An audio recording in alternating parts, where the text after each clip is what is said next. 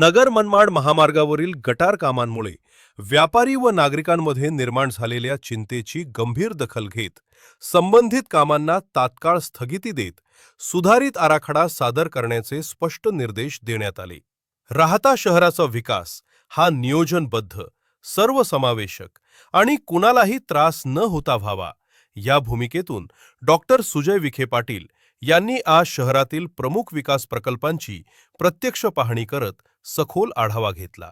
यावेळी राहता नगर परिषदेचे नगराध्यक्ष स्वाधीन काडेकर, कैलास बापू सदाफळ, नगरसेवक दशरथ तुपे, राहता नगर परिषदेचे मुख्य कार्यकारी अधिकारी लोंढे, महामार्ग विभागाचे अधिकारी, संबंधित प्रशासकीय अधिकारी, भाजपा महायुतीचे पदाधिकारी तसेच ग्रामस्थ व व्यापारी मोठ्या संख्येने उपस्थित होते.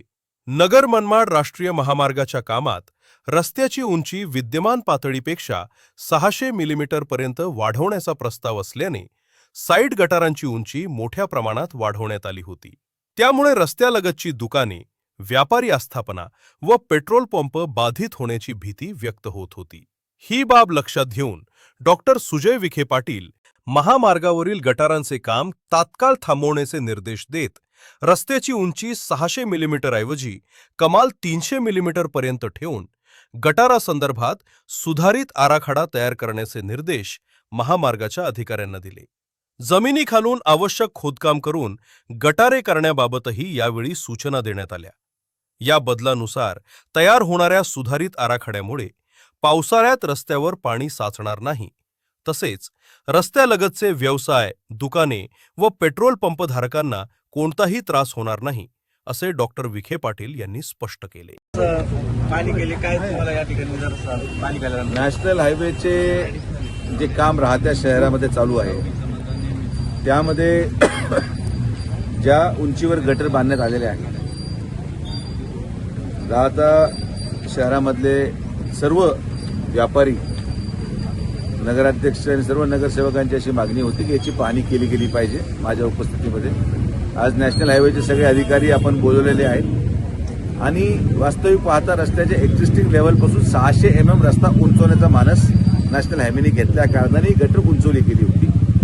त्याला आपण आज राहता नगरपालिकेच्या वतीने ठराव देत आहोत की रस्त्याची उंची ही 300 mm पेक्षा जास्त वाढवली जाऊ नये आणि ही गटर जमिनीची लेवलपासून उंच घेण्यापेक्षा जमिनीच्या खालून एक्सकव्हेशन करून ती गटर जर आणली तर आपल्या राहत्याच्या पूर्ण नगर परिषदेच्या हद्दीमध्ये जेवढे व्यावसायिक आहेत रस्त्यात दोन्ही बाजूला यांचा व्यवसाय देखील अडथळा निर्माण होणार नाही. तर मला असं वाटतं की आता मी गटरीचं काम पूर्णपणे बंद करायला लावलेलं आहे. या लोकांना जेवढे अधिकारी आले होते त्या सगळ्यांना ड्रॉइंग रिवाईज करायला लावलेलं आहे आणि पालकमंत्री महोदयांचं पत्र त्यांना लागतं अशा प्रकारचे बदल करण्यासाठी, कारण की हा राष्ट्रीय प्रकल्प असल्यामुळे पालकमंत्री महोदयांचं पत्र देऊन ही पूर्ण ड्रॉइंग रिवाईज केली जाणार. हा फक्त राहत्यापुरता मर्यादित विषय नाही. यांना आता राहत्यापासून सावळीवीर बुद्रुकच्या आपल्या नाशिक फाट्यापर्यंत मी यांना पूर्णपणे ड्रॉइंग रिवाईज करायला लावलंय आणि रस्ता होणं गरजेचंच आहे. रस्त्याचं कामही अतिशय जलद गतीने चालू आहे. मात्र रस्ता करत असताना कुठल्याही उद्योजकाला, व्यापारी वर्गाला, कुठल्याही उद्योगधंद्याला त्रास होऊ नये, कुठल्याही पेट्रोल पंप व्यवसाय असेल अशा सगळ्या लोकांना न त्रास होता रस्ता व्हावा ही संकल्पना आपली आहे आणि मला असं वाटतं की आता तो विषय क्लिअर झालेला आहे आणि आता हे गटारीचं काम थांबून परत नव्याने रिवाईज ड्रॉइंग करून रस्ता झाल्यानंतर कोणालाही परत अडथळा येणार नाही.